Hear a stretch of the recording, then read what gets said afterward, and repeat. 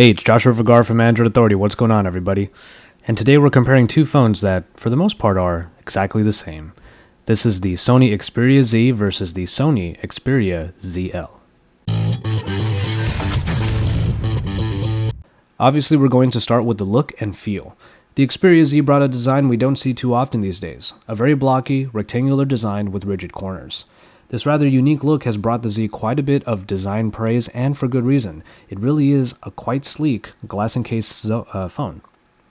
Glass on both sides makes the Z very fingerprint prone, however, and the button layout is on the right side with the large and hard-to-miss silver power button above the volume rockers.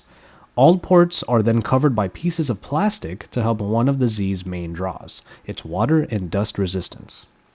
The Xperia ZL, on the other hand, isn't all glass, but the front is reminiscent of that rectangular design.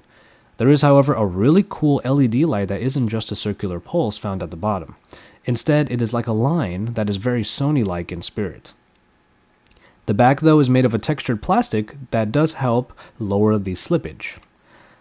The little cover on the bottom houses the SD and micro SIM slots and is arguably the only real eyesore. The button layout is a little different. The silver power button is in the middle again, while the volume rockers are now above, but below the power button is the ZL's main addition here, which is the dedicated camera button. And as far as the size goes, it is about 5mm shorter than the Z, but a few millimeters thicker. This slightly smaller size, in terms of its form factor, does make a difference though. So for design, the Xperia Z is the phone that causes more heads to turn. And I'm being serious there. Whenever I had the Xperia Z out, someone wanted to know what it was because it wasn't only different, it was also quite attractive. However, the ZL gets the point for feel because it is the most compact body you can find on a 5-inch screen. The real estate on the front is over 75% covered in just the 1080p screen, and when the bezel is that small, the body shrinks too. So this is probably one of the best handling phones, if not the best handling phone with a 5-inch screen, and that's really darn cool. Speaking of the screen, there really isn't much of a contest here.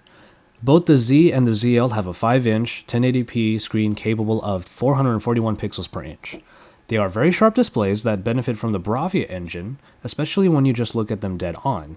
But unfortunately, you're going to get the same bad viewing angles on both devices, as the fidelity of the displays are greatly degraded at even moderate angles. Sure, you can change the white balance on the ZL screen in the options or the settings, but that doesn't fix the bad angles. So as long as you keep your eyes straight onto the display, you'll get a great experience in what basically seems like a small Sony TV in the palm of your hand.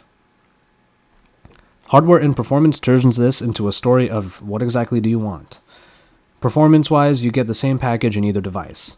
The 1.5 GHz Snapdragon S4 Pro with an Adreno 320 GPU. 2 GB of RAM are available, and then you have 16 or 32 GB of memory expandable by SD card slots. But the hardware in the Z is all water resistant up to 1 meter in water, which is pretty nice. It makes for a cool trick to show off to your friends, but can also be a saving grace in an accident if someone spills water or what have you onto your device. Meanwhile, the not waterproof or water resistant Xperia ZL has an IR blaster that allows it to communicate with various devices like TVs or Blu-ray players, which effectively make it replace your remotes. Unfortunately, both have their advantages in these cases and thus fulfill particularly different needs. Water resistance is cool, but so is natively being able to turn on pretty much any TV you might have. We got another tie here. Battery life doesn't change this result at all either. Even though the Xperia ZL has 40 more milliamps in its battery than the one found in the Z, which is at 2330, you still get the same decent battery life either way. As far as software goes, you do get the same Jelly Bean 4.1.2 operating system covered in Xperia flavors in either phone. They're nice, putting together Jelly Bean features with ice cream sandwich looks and Xperia additions like small apps for multitasking. The only real advantage here is found in the Xperia ZL because of its IR blaster. You get the remote control application, which allows you to take control of pretty much any device that you might have for media, like TVs, set-top boxes for cable, or Blu-ray players. It may not work right away, but there is a manual setup mode so that you can make it work when you need to. With a little bit of effort, it does provide for extra functionality in the Xperia ZL, and that's why it gets the slight edge in this one. And finally, we have the cameras. The rear cameras on both devices are 13 megapixel shooters powered by Exmor RS sensors. Both are more than decent in quality, and superior auto works quite well. The Xperia ZL has a rather unique relic in its toolbox though, that dedicated camera button. It works really nicely and kind of reminds you of days that were long gone when most phones came with a dedicated camera button. But the real story here is in the front cameras. The Z has a 2.2 megapixel shooter while the ZL only has 2 megapixels.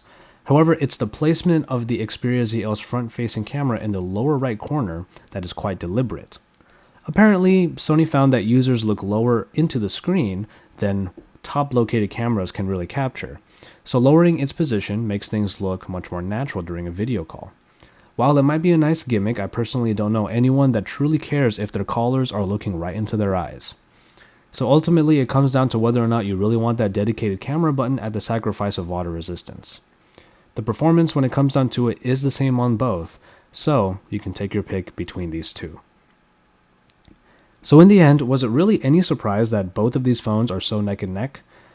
Ultimately, you're getting the same performance in two bodies that fulfill different needs. I really think that both phones are really great, so it comes down to which feature means more to you. Water resistance is really good, but I personally love the smaller form factor of the Xperia ZL.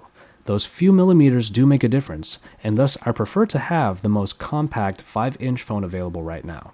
The IR blaster and dedicated camera button are both bonuses to this, so if these features altogether equal greater than water resistance for you, then the ZL is your phone. That's exactly what happened with me. How do you feel about this comparison?